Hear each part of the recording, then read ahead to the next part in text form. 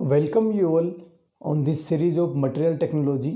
हम लोग material technology की लेक्चर सीरीज के अंदर जो आज का हमारा टॉपिक है जो बहुत ही इंपॉर्टेंट है वो है time temperature transformation curve, TTT curve के नाम से जाना जाता है।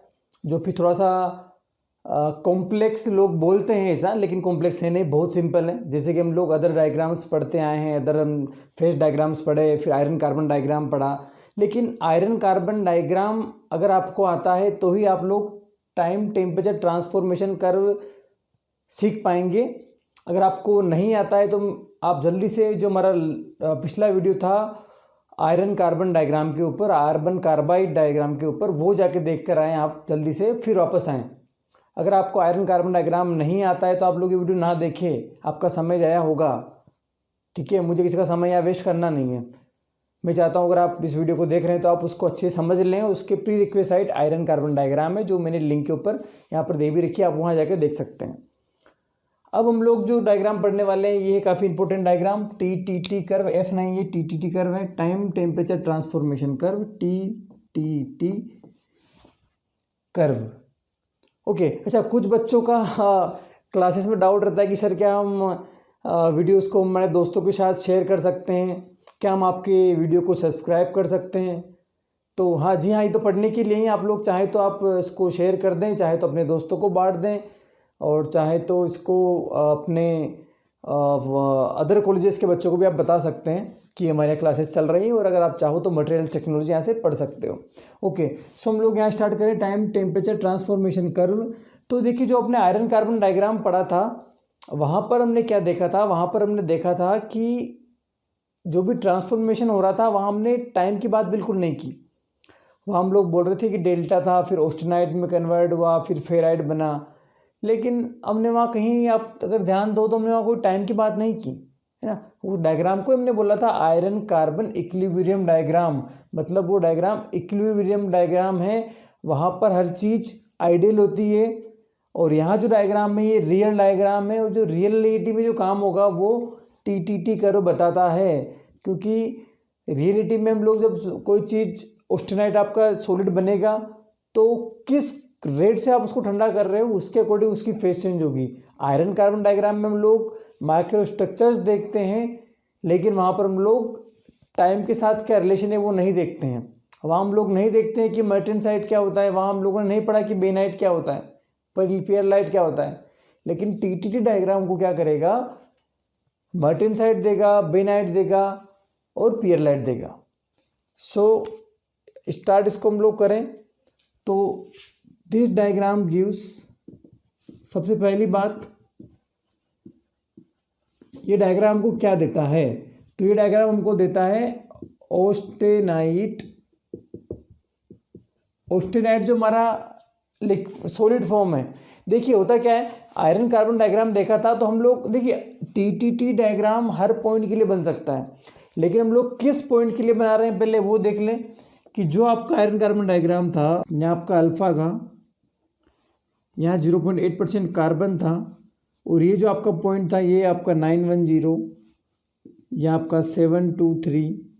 ठीक है, तो ये जो पॉइंट था कौन सा पॉइंट था वहाँ पर, यूटेक्टोइड। अगर आप लोगों ने आयरन कार्बन डायग्राम देखा है तो आप जानते हैं ये यूटेक्टोइड पॉइंट था, और यूटेक्टोइड पॉइंट पर कार्बन का परसेंट मेरा 0.8 है, और इसके ऊपर पूरा क्या रहता है, गामा रहता है, मतलब ऑस्टेनाइट रहता है। आप जानते हैं 1400 से 910 के में ऑस्टेनाइट रहता है, तो 900 के ऊपर यहाँ आपका ऑस्टेनाइट रहता है। उसके बाद जब आप लोग उसको कूल करते हो तो ऑस्टेनाइट कन्वर्ट होता है आपका डिफरेंट सॉलिड के अंदर। तो हम लोग जो डायग्राम पढ़ने वाले हैं, हम लोग यूटेक्टोइड स्टील के लिए डायग्राम पढ़ते हैं, क्योंकि ये हमको ज़्यादा काम में आता है। तो ये डायग्राम जो हम लोग पढ़ रहे हैं टी टाइम टेम्परेचर ट्रांसफॉर्मेशन, जितना भी हम लोग पढ़ते हैं वो पढ़ते हैं हम लोग यूटेक्टोइड पॉइंट, यूटेक्टोइड स्टील पर हम लोग क्या करते हैं, इस डायग्राम को पढ़ते हैं। क्लियर ये बात, आगे बढ़े। ये डायग्राम हमको क्या देगा, यहाँ पर हमको ऑस्टेनाइट 3 चीज़ों में कन्वर्ट हो सकता है, या तो वो कन्वर्ट होगा हमारा मार्टेनसाइट में। मार्टेनसाइट क्या होता है अभी आप भूल जाओ, बताऊंगा मैं आपको क्या होता है। या ये आपका कन्वर्ट होगा यहाँ पर पियरलाइट में। पियरलाइट आप लोग जानते हैं, it is alternative layers of ferrite and cementite. या ये कन्वर्ट होगा आपका यहाँ पर बेनाइट में। तो ऑस्टेनाइट कन्वर्ट होगा मार्टेनसाइट, पियरलाइट या बेनाइट में। अब कन्वर्ट तो ऑस्टेनाइट एक ही चीज़ में हो सकता है, लेकिन अलग अलग क्यों? क्योंकि ऑस्टेनाइट को हम अगर अलग अलग रेट से कूल करते हैं, ऑस्टेनाइट को अगर हम लोग डिफरेंट रेट से अगर ठंडा करते हैं तो क्या होगा, वो डिफरेंट प्रॉपर्टी शो करेगा। अब ठंडा करना मतलब क्या? अगर ऑस्टेनाइट को आपने सीधा, जो ऑस्टेनाइट आपका, ऑस्टेनाइट भी सॉलिड ही है ना, आप सब जानते हैं ऑस्टेनाइट सॉलिड है, आपका गामा है। अगर आपने इसको सीधा उस सॉलिड को, आपने जो सॉलिड आपका 900 डिग्री पर है उसको आपने सीधा डाल दिया वाटर के अंदर, पानी के अंदर, तो वो बहुत जल्दी ठंडा हो जाएगा, विद इन सेकेंड ठंडा हो जाएगा, उसको डिफ्यूजन का टाइम ही नहीं मिलेगा। अगर आपने उसको क्या किया, ऑस्टेनाइट को फर्नेस पे ही कूल किया तो क्या होगा, आपको काफ़ी समय मिलेगा। पहले हम लोग देखिए कूलिंग हम लोग कितने टाइप से कर सकते हैं। देखिए कूलिंग हम लोग कितने टाइप से कर सकते हैं। वीडियो थोड़ा सा लंबा होगा लेकिन हमको चीज़ समझ में आना चाहिए क्लियरली, क्योंकि इस डायग्राम में प्रॉपर इन्फॉर्मेशन लोगों को मिलती नहीं है। हम क्या कर रहे हैं कि इस डायग्राम में आपको प्रॉपर इन्फॉर्मेशन दूंगा, पहले मैं भूमिका बना रहा हूँ। तो कूलिंग कितने टाइप से होती है? देखिए अगर कोई आपके पास रेड हॉट मटेरियल है, मैं बोलता हूँ आपके पास गामा है, आपके पास गामा यहाँ पर 900 डिग्री पर गामा है, 900 डिग्री पर गामा है और ये सॉलिड फॉर्म में है। अब मुझे क्या करना है, इसको रूम टेम्परेचर पर लेके आना है। तो मैं कितने टाइप से इसको ठंडा कर सकता हूँ? देखिए पहला मैं क्या कर सकता हूँ, इसको फर्नेस पर कूल कर सकता हूँ, फर्नेस कूलिंग। फर्नेस कूलिंग मतलब क्या कि आप क्या करें कि जिस फर्नेस पर आपने इसको हीट किया है उसी फर्नेस पर रहने दें, फर्नेस को बंद कर दें, तो वो धीरे धीरे धीरे ठंडा हो जाएगा। मतलब थोड़ा समय लेगा, है ना, it will take lot of time. अगर आप लोग उसको एयर कूलिंग करें, एयर कूलिंग मतलब क्या करें कि आप क्या करें कि इसको उठा के आप क्या लगे, ब्लोअर के पास में लगे, वहाँ पर आपने उसको फोर्सली हवा की तो थोड़ा सा जल्दी ठंडा हो जाएगा इसके मुकाबले, फर्नेस के मुकाबले। अगर आप इसको वाटर कूलिंग करें, पानी में डाल दें आप लोग इसको, या आप लोग आजकल तो पानी के अंदर सोल्ट, नमक डाल देते हैं फिर कूलिंग करते हैं, तो जैसे आप वाटर कूलिंग करेंगे तो क्या होगा कि बहुत जल्दी ठंडा हो जाएगा। तो हम लोग जब फर्नेस कूलिंग करेंगे तो हमको कुछ अलग स्ट्रक्चर मिलेगा, जब हम लोग एयर कूलिंग करेंगे तो अलग स्ट्रक्चर मिलेगा, और जब हम लोग वाटर कूलिंग करेंगे तब भी हमको अलग स्ट्रक्चर मिलेगा, या फिर हम ऑयल कूलिंग करेंगे तो भी हमको अलग स्ट्रक्चर मिलेगा।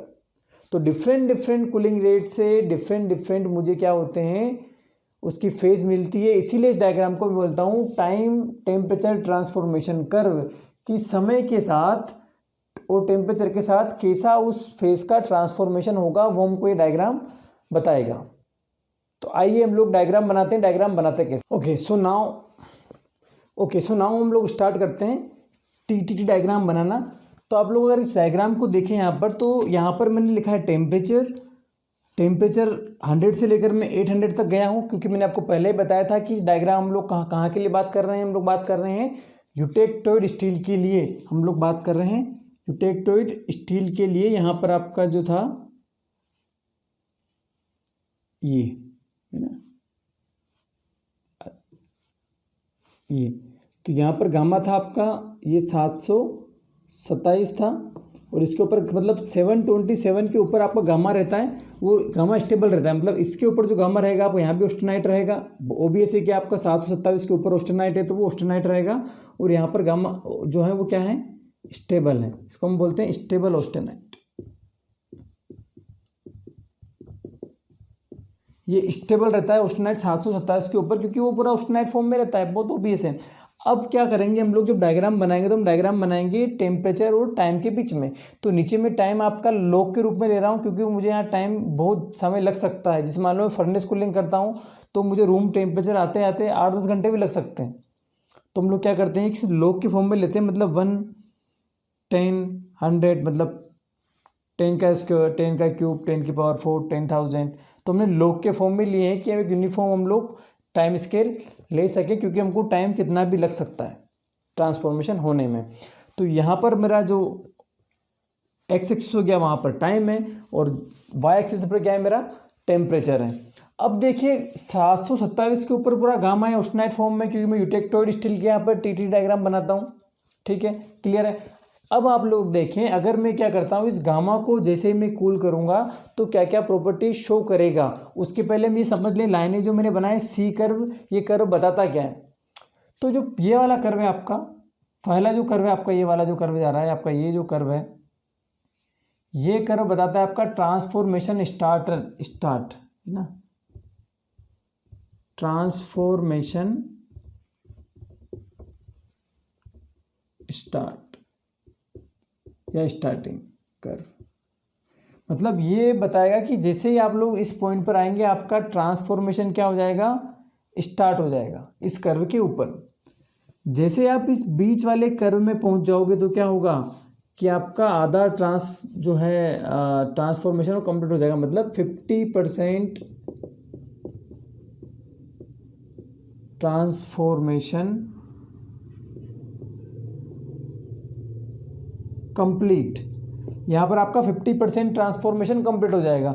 और अगर हम लोग इस कर्व की यहाँ बात करें, अगर आपको समझ में नहीं आ रहा है तो भी आप देखते रहिए, आपको सब क्लियर हो जाएगा कि मैं बहुत सिंपल बता रहा हूँ कि जो 3 लाइनें बता रहा हूँ, लाइनें क्या बताएगी हमको जब हम लोग डायग्राम कुछ बनाएंगे। तो पहला जो सी वाला कर्व है आपका ये बताएगा कि ट्रांसफॉर्मेशन आपका स्टार्ट हुआ है। जो दूसरा डॉट डॉट वाला जो कर्व है ये बताएगा वो 50% ट्रांसफॉर्मेशन कंप्लीट हो चुका है। मतलब यहाँ पर 50% आपका ऑस्टेनाइट रहेगा, यहाँ पर 100% ऑस्टेनाइट रहेगा, है ना। मतलब एक और चीज़ आप लोग यहाँ देखिए। और ये वाला जो कर्व है आपका थर्ड वाला, ये क्या बताएगा कि 100% ट्रांसफॉर्मेशन कंप्लीटेड, 100% ट्रांसफॉर्मेशन कंप्लीट। तो तीनों कर्व आप लोग समझ गए। एक पे क्या हुआ, ट्रांसफॉर्मेशन स्टार्ट हुआ है, बीच में आपका 50% कंप्लीट हुआ है, और आखिरी में क्या हुआ है, 100% आपका कंप्लीट हो गया है। अब आप लोग यहाँ देखिए तो हम लोग इस जो ट्रांसफॉर्मेशन स्टार्टिंग कर्व है इसके पहले जो भी हैं वो ऑस्टेनाइट का जोन है, वहाँ पर क्या है, ऑस्टेनाइट है। मतलब यहाँ पर पूरा जो है, ये बताऊँ अगर मैं आपको, ये वाला पूरा जो है शेडेड एरिया, ये क्या रहेगा मेरा, ऑस्टेनाइट, ऑस्टेनाइट जोन। यहाँ मेरा ऑस्टेनाइट है, यहाँ पर जाऊँगा तो मेरा ऑस्टेनाइट कन्वर्ट होना स्टार्ट होगा। ठीक है, ये मेरा 500 है, बीच में एक लाइन खींच देता हूँ मैं। अब आप लोग देखें, अब हम लोगों को समझना है यहाँ पर कि कैसे ऑस्टेनाइट कन्वर्ट हो रहा है डिफरेंट फेजेस में। जो हम लोग बात कर रहे थे कि यहाँ ये यहाँ पर हमको परलाइट मिलेगा, बेनाइट मिलेगा, मर्टेनसाइट मिलेगा, वो कैसे मिलेगा हम लोग ये देखें। तो आप लोग देखिए, जैसे ही सपोज आपने क्या किया, यहाँ पर ऑस्टेनाइट को आपने ठंडा किया, कूल किया, मतलब टेम्परेचर डिक्रीज़ किया, और टेम्परेचर डिक्रीज़ करने के बाद आपने क्या किया, इसको 700 डिग्री पर आपने क्या किया, उसको होल्ड किया। आपने टेम्परेचर डिक्रीज़ किया ऑस्टेनाइट का और 700 डिग्री टेम्परेचर पर उसको होल्ड किया और उसको कुछ टाइम तक 700 डिग्री पर रहने दिया। अब जब आपने कुछ टाइम तक उसको 700 डिग्री पर रहने दिया तो उसका क्या होगा, उसका समय के साथ वो कूल होगा। अब जब समय के साथ वो ठंडा होगा तो क्या होगा, वो आगे बढ़ेगा। तो यहाँ पर आप देखें तो यहाँ पर आपका ट्रांसफॉर्मेशन स्टार्ट हुआ है। मतलब आपका जो भी ऑस्टेनाइट है वो कन्वर्ट होना स्टार्ट हुआ है पियरलाइट में, क्योंकि स्लो कूलिंग हो रही है। उसके बाद और आगे जाएंगे तो धीरे धीरे क्या हो जाएगा, पूरा कन्वर्ट हो जाएगा। काफ़ी समय लग गया आपको। यहाँ पर आप देखें तो आपका ट्रांसफॉर्मेशन ही जो स्टार्ट हुआ है, जो आपका ट्रांसफॉर्मेशन स्टार्ट हुआ है अप्रोक्स 100 के आसपास, 100 सेकंड के अंदर, 100 सेकंड के बाद तो आपका ट्रांसफॉर्मेशन स्टार्ट हुआ है। तो इस जोन को हम लोग बोलते हैं पियरलाइट जोन। एक और चीज़ समझ ले, फिर हम लोग समझे अच्छे से इसको हम लोग बोलते हैं पियरलाइट जोन। ये मेरा यहाँ बनता है मेरा बेनाइट, इस रीजन के अंदर मेरा पूरा बनता है बेनाइट, और ये जो बॉटम वाला रीजन है यहाँ पर मेरा बनता है मर्टेनसाइट। क्लियर, 3 चीज़ों में बनती है, तीनों का रीजन मैंने आपको बता दिया। यहाँ पर मेरा परलाइट बनता है, जोन हटा दे, पियरलाइट बनता है, इस जोन के अंदर मेरा बेनाइट बनता है, और यहाँ पर मेरा मर्टेनसाइट बनता है। अब अगर मैंने 700 डिग्री पर उसको होल्ड किया तो आपने देखा कि 100 सेकंड्स लग गए मुझे ट्रांसफॉर्मेशन स्टार्ट होने में ही।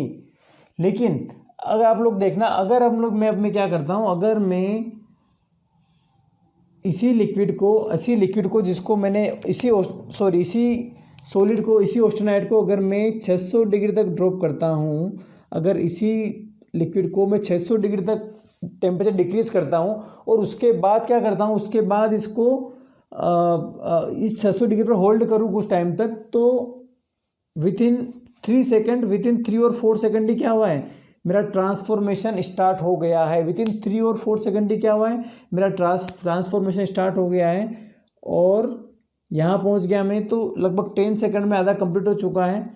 और 100 से पहले ही मतलब अप्रोक्स 20 सेकेंड्स के अंदर ही मेरा ट्रांसफॉर्मेशन मतलब जो मेरा पूरा ऑस्टेनाइट था वो पूरा पीयर लाइट में कन्वर्ट हो चुका है। 100 डिग्री के डिफरेंस में कितना डिफरेंस आ गया, जैसे मैं और बॉटम अगर मैं यहाँ आता हूँ तो वो और जल्दी होना स्टार्ट हो जाएगा। तो अब यहाँ हम देखिए तो यहाँ पर जो 700 डिग्री था यहाँ पर मुझे बहुत टाइम लग रहा था। अब यहाँ बहुत टाइम लग रहा था क्योंकि हाई टेम्परेचर्स पर अगर हम लोग यहाँ पर होल्ड कर रहे थे तो उसको ट्रांसफॉर्मेशन ऑस्टेनाइट को पीयर लाइट ट्रांसफर होने में बहुत टाइम लग रहा था। तो यहाँ पर जो मुझे मिलेगा वो मुझे मिलेगा coarse pearlite, coarse pearlite. जो मेरी स्ट्रक्चर रहेगी उसकी वो क्या रहेगी, कोर्स रहेगी, कोर्स पीयर लाइट रहेगी। मुझे फिनिश नहीं मिलेगा क्योंकि यहाँ पर क्या हो रहा है कि इसको यहाँ पर जो मेरी स्ट्रक्चर मिलेगी वो क्या मिलेगी, कोर्स पीयर लाइट मिलेगी। क्योंकि होता है क्या है कि एट हायर टेम्परेचर्स मतलब ज़्यादा टेम्परेचर पर जो मेरी न्यूक्लिएशन का जो फॉर्मेशन होता है, न्यूक्लिएशन का फॉर्मेशन होता है वो बहुत लो हो जाता है। और जो भी ट्रांसफॉर्मेशन होता है वो ड्यू टू द डिफ्यूजन होता है। जब डिफ्यूजन के कारण जो ग्रेन ग्रोथ होगी तो क्या होगा कि आपको जो अल्टीमेटली जो फेस मिलेगी उसमें क्या रहेगा, आपको कोर्स पीयर लाइट मिलेगा। तो अपर पोर्शन इस पीयर लाइट जोन का वहाँ पर हमको कोर्स पीयर लाइट देता है और जो बॉटम पोर्शन है वो हमको फाइन पीयर लाइट देगा। फाइन क्यों देगा, क्योंकि लो अगर 600 डिग्री 500 डिग्री तो हमने अगर जैसे टेम्परेचर रिड्यूस किया है तो अब क्या हुआ है, मैक्सिमम जो ट्रांसफॉर्मेशन हुआ है वो ड्यू टू न्यूक्लियस फॉर्मेशन के कारण हुआ है। और जब न्यूक्लियाई फटाफट से फॉर्म होंगे तो पास में फॉर्म होंगे तो एक फाइन सरफेस को बना देंगे, इसीलिए हम इसको फाइन पीयर लाइट बोलते हैं। तो fine peer light course peer light में आपको डिफरेंस समझ में आ गया। पीयर लाइट ये है और कोर्स क्यों होता था, क्योंकि यहाँ पर डिफ्यूजन रेट ज़्यादा थी लेकिन न्यूक्लियस की रेट बहुत स्लो थी। यहाँ पर क्या हुआ कि न्यूक्लियस की जो ग्रोथ है वो बहुत तेज़ी से हो गई और जो आपका डिफ्यूजन है वो भी रेट सेम है, इसी कारण यहाँ पर आपको फाइन पीयर लाइट मिला है। अब अगर आप क्या करते हैं, अगर आप टेम्परेचर जो आपने यहाँ किया था आप टेम्परेचर को और ऑस्टेनाइट से हटा के आप इसको 500 डिग्री से नीचे लेके आते हैं करीबन 540 तक, करीबन 700 से 540 टेम्परेचर के बीच में आपको क्या मिलेगा, पीयर लाइट मिलेगा, या 500 के आसपास तक। अब 540 या 500 से 240 डिग्री टेम्परेचर सी तक क्या रहेगा, मेरा बेनाइट जोन रहेगा और वहाँ मुझे बेनाइट मिलेगा। अगर मैं क्या करता हूँ यहाँ पर इसको और कूल करता हूँ और 400 डिग्री पे सपोज मैं क्या करता हूँ, इसको 400 डिग्री पर होल्ड कर देता हूँ। मतलब मैं टेम्परेचर कांस्टेंट रख रहा हूँ एक निश्चित टेम्परेचर डिक्रीज करने के बाद में, ये आप लोग समझें। तो इसको मैं यहाँ रख रहा हूँ तो फिर क्या होगा, जैसे ये कूल करूँगा यहाँ पर आप देखिए फटाफट से इसका यहाँ से ट्रांसफॉर्मेशन स्टार्ट हुआ है, या 50% कंप्लीट हुआ है, या 100% मेरा कंप्लीट हो गया। तो आप अगर यहाँ पर कंप्लीट हुआ मुझे क्या मिल गया, बेनाइट मिल गया। तो बेनाइट क्या है कि थोड़ा सा स्ट्रॉन्ग है as compare to pearlite, थोड़ा सा स्ट्रॉन्ग है पीयर लाइट से, और इसके अंदर जो मेरे डिफ्यूजन होता है वो काफ़ी अच्छा होता है, तो इसकी स्ट्रेंथ भी बहुत अच्छी होती है। ठीक है, मैक्सिमम ट्रांसफॉर्मेशन रेट जो बीच में है हमेशा सेंटर में होती है, यहाँ पर होती है। उसके बाद लोअर टेम्परेचर्स पर अगेन ट्रांसफॉर्मेशन आपका कम हो जाता है। अब यहाँ आपको बेनाइट मिल गया। अब क्या करें, अगर आप उसको काफ़ी तेज़ी से अगर आप कूलिंग करें, अगर आप उसकी कूलिंग बहुत तेज़ कर दें, तो आपको क्या मिलेगा, मार्टेनसाइट मिलेगा। अब मतलब क्या करें अपन लोग, क्या करेंगे, यहाँ से हम लोग लेके आए इसको और लेके आए बिना डायरेक्टली यहाँ पहुँच जाए, मतलब बिना जो ट्रांसफॉर्मेशन स्टार्ट हुआ है उस कर्व को टच करे, मैं इतना जल्दी से उसको कूल कर दूँ तो जो मुझे फेज मिलेगी। मगर अगर मैंने रैपिड कूलिंग कर दी यहाँ पर विथिन 3 सेकंड्स, मतलब 3 और 5 सेकंड, 3 से लेकर 10 सेकंड के अंदर ही जो आपका पूरा ऑस्टेनाइट अगर पूरा एक रूम टेम्परेचर पर आ जाए तो मुझे जो फेज मिलती है उसको मुझे बोलता हूँ, क्या बोलता हूँ, मार्टेनसाइट। मार्टेनसाइट बहुत ज़्यादा हार्ड स्ट्रक्चर है क्योंकि यहाँ पर जो डिफ्यूज़न तो बिल्कुल हुआ ही नहीं है, डिफ्यूज़न का इनको समय नहीं मिला। मतलब कुछ कुल मिलाकर जो भी पार्टिकल्स थे आपके आयरन और कार्बन के एकदम से वो जम गए। मतलब जैसे आप देखते हैं अगर आप बचपन में अलाव जलाते थे, कई बार हम लोग जो पॉलीथीन जलाते थे, पॉलीथीन का जो टुकड़ा निकलता था उसको पानी में डालते थे, बिल्कुल हार्ड हो जाता था वो। तो सिमिलरली यहाँ पर भी हम जो ऑस्टेनाइट को डायरेक्टली वाटर क्वेंच कर देंगे, पानी में डाल देंगे या बहुत जल्दी से कूल कर देंगे तो एकदम से हार्ड बन जाएगा। मतलब हार्ड तो बहुत रहेगा। आप बोलोगे हार्ड होना तो बहुत अच्छी बात है सर, हमको तो हार्डनेस चाहिए। हार्ड तो रहेगा लेकिन वो ब्रिटल भी बन जाएगा, क्योंकि उसको डिफ्यूजन प्रॉपर नहीं हुआ है, ना ही न्यूक्लिएशन की पूरी ग्रोथ हुई है। वो ग्लास लाइक, जैसे ग्लास को आप सुपर कूल हो गया हो ना, सुपर कूल होने के कारण क्या हुआ, उसमें हार्डनेस स्ट्रेंथ तो आ गई, हार्डनेस भी आ गई, लेकिन हार्डनेस उसमें आ गई लेकिन स्ट्रेंथ नहीं आ पाई है। उसको हम लोग यहाँ पर मेरा मार्टेनसाइट बनना स्टार्ट होता है। 100 के अगर आप करते हैं तो 50% मार्टेनसाइट में कन्वर्ट हो जाता है, और 50% मेरा यहाँ पर ऑस्टेनाइट रहेगा, क्योंकि यहाँ देखिए यहाँ पेयरलाइट नहीं है, ऑस्टेनाइट है। ऑस्टेनाइट और मार्टेनसाइट अगर पूरा बॉटम में आता है तो मेरा क्या होता है, यहाँ पर पूरा मार्टेनसाइट यहाँ पर बन जाता है, अगर यहाँ तक आ जाता है तो। अब एक और बात सर, अगर मैं इसको कूल करता हूँ, अगर मान लो 500 डिग्री तक कूल करता हूँ, फिर यहाँ पर 50% मेरा अगर मान लो बेनाइट में कन्वर्ट हो गया, और उसके बाद मैं एकदम से कूल कर देता हूँ, तो क्या बनेगा, तो यहाँ पर क्या रहेगा आपका 50% तो बेनाइट रहेगा और 50% क्या रहेगा, ऑस्टेनाइट रहेगा। तो ये डायग्राम जो है वो हमको एक एक चीज़ बता देता है कि कहाँ पर क्या होने वाला है और किस टेम्परेचर पर और किस टाइम के अंदर कौन सी फेज मुझे मिल सकती है। अब जब मार्टेनसाइट मिलता है तो मार्टेनसाइट को हम क्या करते हैं, उसके बाद हीट ट्रीटमेंट करके आप उसकी प्रॉपर्टीज़ में हम लोग चेंज ला सकते हैं। लेकिन मार्टेनसाइट बहुत ही काम की चीज़ है, और इन सब में अगर हम लोग देखें ऑर्डर कि कौन सबसे ज़्यादा स्ट्रॉन्ग हार्ड रहेगा, तो अगर हम देखें सबसे ज़्यादा हार्ड कौन रहेगा, आप बता सकते हैं मार्टेनसाइट जो रहेगा वो सबसे ज़्यादा हार्ड रहेगा। उसके बाद जो दूसरा रहेगा वो आपका रहेगा बेनाइट, और सबसे लास्ट में क्या रहेगा आपका पेयरलाइट। तो ये 3 आपको फेज यहाँ पर टाइम टेम्परेचर ट्रांसफॉर्मेशन कर्व देता है। मार्टेनसाइट, बेनाइट और पेयरलाइट, इनका कैसे ट्रांसफॉर्मेशन होता है ऑस्टेनाइट से, इन सब का वो आपने देख ही लिया होगा। और मार्टेनसाइट आप कभी भी 100% ट्रांसफॉर्म नहीं कर सकते, है ना। एक और चीज़, आप कभी भी मार्टेनसाइट को 100%, ऑस्टेनाइट को आप 100% मार्टेनसाइट में ट्रांसफॉर्म नहीं कर सकते। आप 99.9% कर सकते हैं ट्रांसफॉर्म। वो भी कब, जब आप -38 डिग्री सी तक उसको कूल करें, फ्रिज कर दें एकदम से, तो आप उसको 99.9% मार्टेनसाइट में कन्वर्ट कर सकते हैं। 100% आप उसको कन्वर्ट नहीं कर सकते। तो ये था all about time temperature transformation curve. I hope आपको ये समझ में आ गया होगा। अगर आपको समझ में नहीं आया है तो आप एक बार फिर से इस वीडियो को देखें, आपके सारे डाउट्स क्लियर हो जाएंगे। और भी अगर आपको कोई इसमें डाउट हैं तो आप मुझे कमेंट बॉक्स में कमेंट कर दें, जल्दी से हम लोग क्लास में उसको डिस्कस कर लेंगे। अदरवाइज अपन एक सेपरेट वीडियो बना लेंगे जहां हम लोग डाउट सेशन इसका क्लियर कर लें। लेकिन इस डायग्राम को आप इसको बिल्कुल ना करिएगा, क्योंकि डायग्राम बहुत इंपॉर्टेंट है और हमको बहुत जानकारी ये देता है। तो आई होप आपको ये वीडियो सीरीज़ पसंद आ रही होगी और आप लोग इसको एंजॉय कर रहे होंगे। So thank you. और आप लोग